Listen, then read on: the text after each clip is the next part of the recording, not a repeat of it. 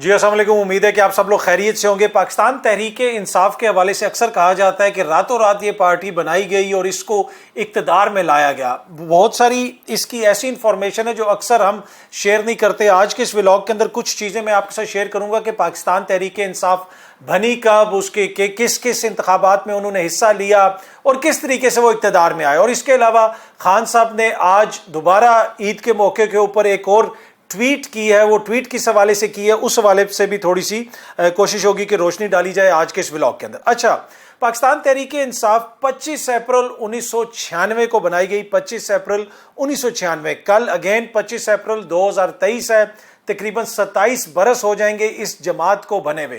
تو جو اکثر لوگ یہ کہتے ہیں نا کہ جی 2011 میں یا 2012 میں کوئی جلسہ ہوا تھا اور پاکستان تحریک انصاف آ گئی تھی، نہیں، اس کے پیچھے جو 10-15 سال ہیں اس کی ایک الگ سٹرگل ہے، اس کے اندر ان کو کتنی کامیابی ملی یہ ایک الگ بحث ہے۔ اچھا، کچھ چیزیں جو میں آپ سے شیئر کرنا چاہتا ہوں کہ 1996 میں یہ جماعت بنائی گئی اور پھر خان صاحب نے 1997 میں الیکشن لڑا اور بدترین شکست ہوئی، ان کو کہیں سے بھی کامیابی نہیں ملی۔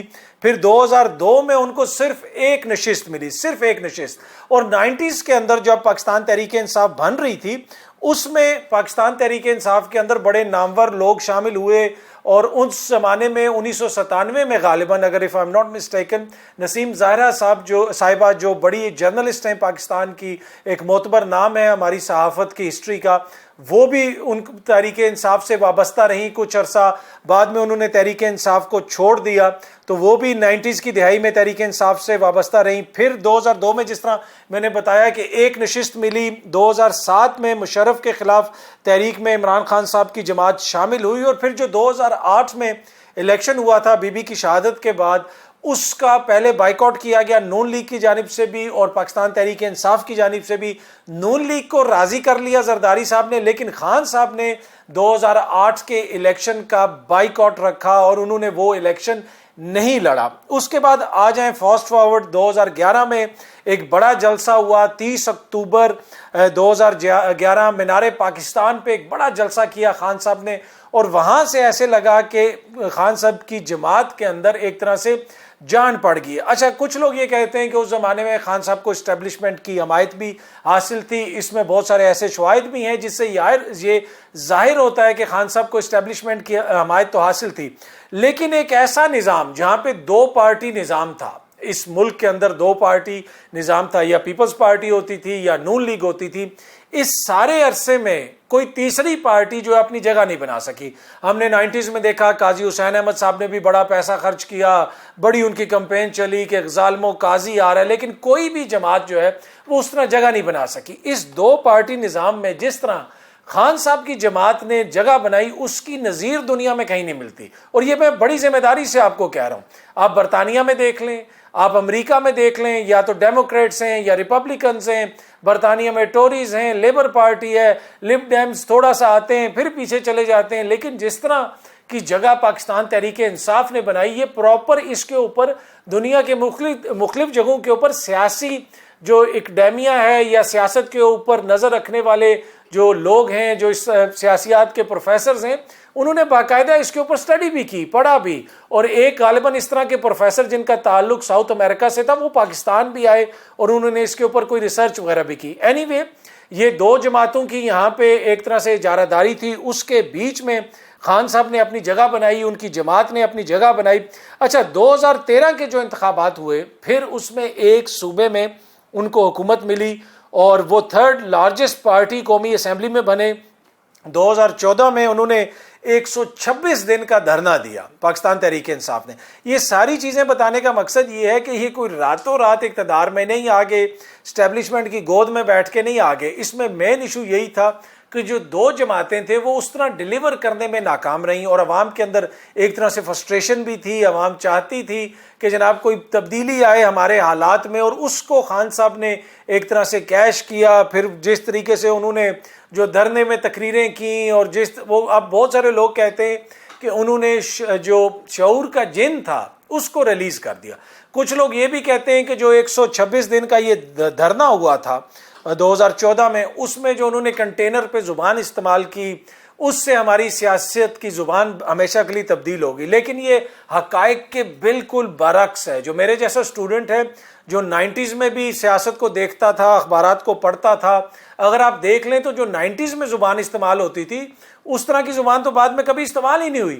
ایون کہ بھٹو صاحب اپنے جلسوں میں جس قسم کی زبان استعمال کرتے تھے اس کی بھی کوئی مثال نہیں ملتی. لیکن جب اجارہ داری ان کی ایک طرح سے ختم ہونا شروع ہوئی دو جماعتوں کی, اور پھر دو جماعتوں کی سیاست کے اوپر تبصرے کرنے والے, ان کی سیاست کے اوپر اپنی صحافت کو قائم رکھنے والے بہت سارے دانشوروں, انہوں نے یہ بیانیاں بنانا شروع کر دیا کہ دیکھیں جناب زبان خراب ہو گئی, یہ ہو گیا وہ ہو گیا. بلکہ اس طرح کی کوئی سچویشن نہیں تھی.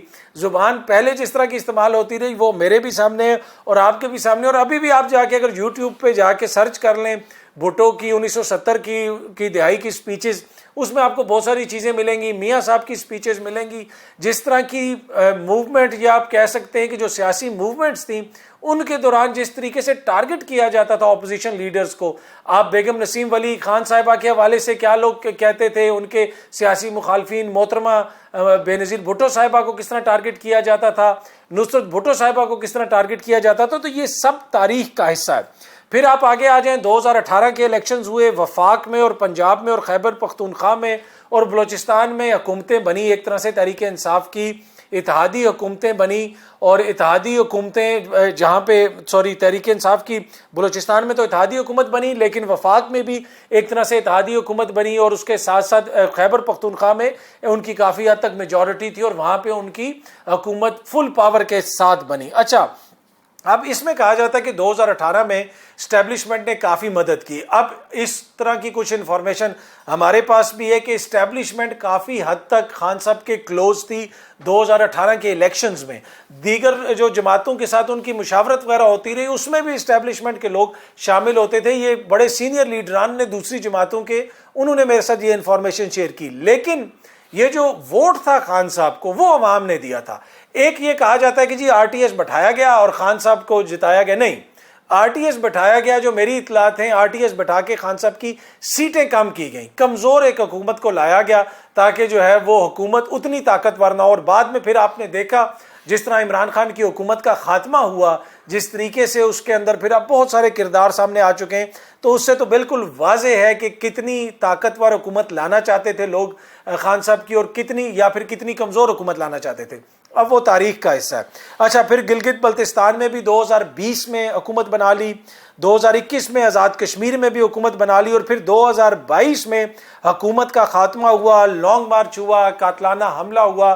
اور اس پہ میں ختم کروں گا کہ جو لانگ مارچ خان صاحب لے کے آ رہے تھے اس سے پہلے اس طرح کی خبریں آ رہی تھیں کہ جی خان صاحب کو یہ پیغام بھجوایا گیا کہ آپ لانگ مارچ لے کے نہ آئیں تو ہم کچھ دنوں میں 7 دنوں میں انتخابات کا اعلان کر دیں گے. یہ بالکل جو ہے خان صاحب کو ٹریپ کرنے کی کوشش تھی, نہ انہوں نے انتخابات کا اعلان کرنا تھا.